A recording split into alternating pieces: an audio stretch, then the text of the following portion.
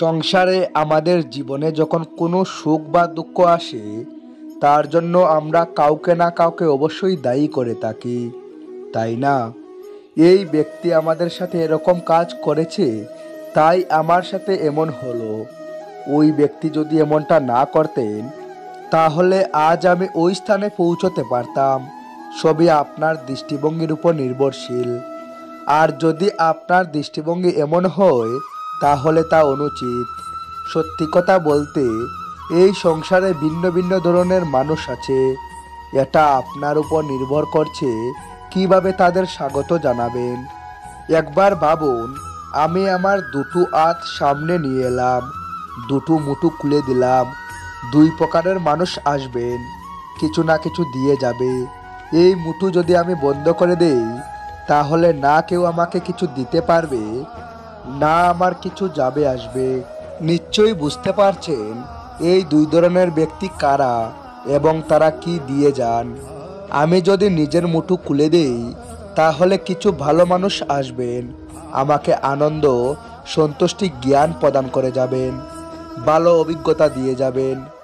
কোনো খারাপ ব্যক্তি যদি আসেন, তাহলে তিনিও খারাপ অভিজ্ঞতা দেবেন, যার থেকে আমি শিক্ষা লাভ করব। এই সব কিছু আমি লাভ করতে পারি। মুঠো যদি বন্ধ করে রাখি, তাহলে আমি কিছুই পাবো না। দেখুন, এই সংসারে প্রত্যেকের জীবনই এরকম। প্রত্যেকের জীবনে সব কিছুই আছে, ভালো খারাপ দুই মানুষই আছে। ভালো অভিজ্ঞতা আছে, খারাপ অভিজ্ঞতা আছে। নির্ভর করছে আপনার উপর যে আপনি কি করবেন, এনাদের স্বাগত কিভাবে জানাবেন, কার থেকে কি বুঝবেন, কি শিখতে পারবেন, আর কোন দৃষ্টিভঙ্গি নিয়ে অগ্রসর হবেন। এটাই নির্ধারণ করবে যে আপনার জীবন কেমন হবে। জীবনে যখন কোনো ব্যক্তি নিজের লক্ষ্য পূরণের জন্য নিরন্তর পরিশ্রম করতে থাকেন, চেষ্টা করতে থাকেন, তখন তিনি কষ্ট অনুভব করেন।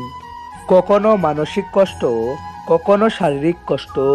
এবার উনি এটা ভাবতে থাকেন যে আমি কি উচিত করছি নাকি অনুচিত করছি।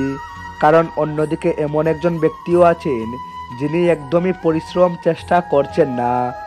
তিনি মুদেরা পান করেন, বিলাসিতায় জীবন কাটান, অলস প্রকৃতির হয়ে ওঠেন, নিদ্রাতে বিলীন হয়ে থাকেন, আর ভাবেন যে তিনি সুখ লাভ করছেন।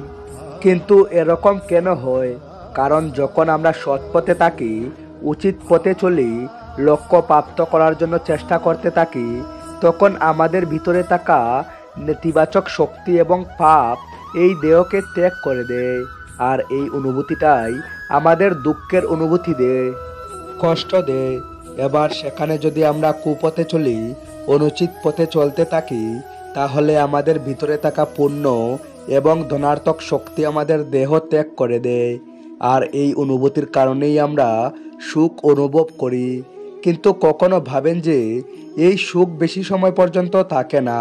সেই জন্য সব সময় মনে রাখবেন, যদি আপনি জানেন যে এটাই আপনার লক্ষ্য, এটাই উচিত পথ, শুভ পথ, তাতে নিরন্তরভাবে এগিয়ে যেতে চেষ্টা করুন। এই কষ্ট আপনাকে সুখের পরিকাষ্ঠায় কখন পৌঁছে দেবে, তা আপনি জানতেই পারবেন না। প্রত্যেক মানুষ নিজের জীবনে ইরক তথা ইরে এবং দর্পণ এই দুই দেখেছেন। এই দুই হলো সাদা এবং এরা দুজনেই আলোর প্রতিফলন ঘটায় এবং এরা দুজনেই উজ্জ্বল হয়ে ওঠে। আপনি হয়তো মনে মনে ভাবছেন যে এটা কি ধরনের তুলনা করছি। একটা হিরে তো রত্ন, তার মূল্য দর্পণের থেকে অনেক গুণ বেশি। কিন্তু ইরে তাকাতে দর্পণের মূল্য কিন্তু কোনো অংশে কমে যায় না, তাই না? মানুষ যখন ইরে নিজের হাতে নেয়, তখন সবার আগে কি খুঁজে? দর্পণ, যাতে তার মধ্যে দিয়ে দেখে সে বুঝতে পারে যে সেই হিরে আদৌ তার শোভাবর্ধন করছে কিনা, তাকে ভালো দেখাচ্ছে কিনা, প্রসাধনের জন্য সেটা ব্যবহার করা ঠিক হবে কিনা।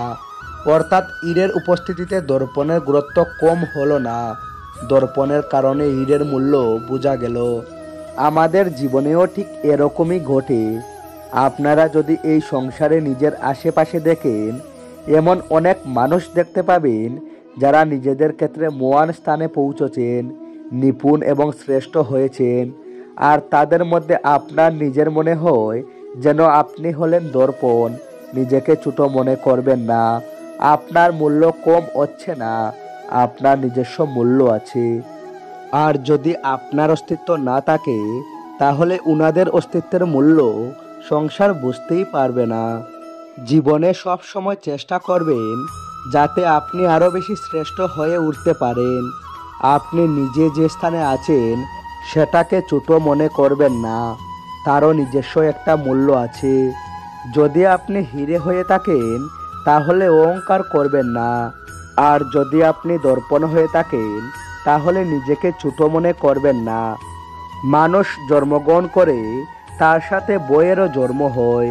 ছোটবেলা থেকেই আমাদের মনে কোনো না কোনো প্রকারের ভয় থেকেই যায়।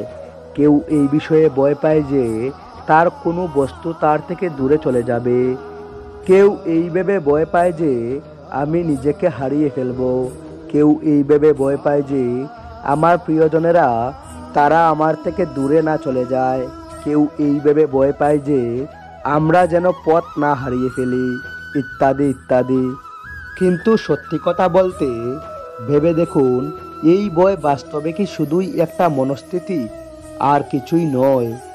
যা কিছু আপনি জীবনে পেয়েছেন তা একদিন আপনাকে হারাতে হবে। এই জীবন হলো আপনারই, কিন্তু তাও একদিন সমাপ্ত হবে। তাই ভয় পেয়ে কি লাভ? এই ভয় শুধু আপনাকে জীবনযাপন করা থেকে বাধা দিচ্ছে, আর কিছুই নয়। পথ হারিয়ে ফেললেই বুঝতে পারবেন যে নতুন পথ কিভাবে বানাতে হয়।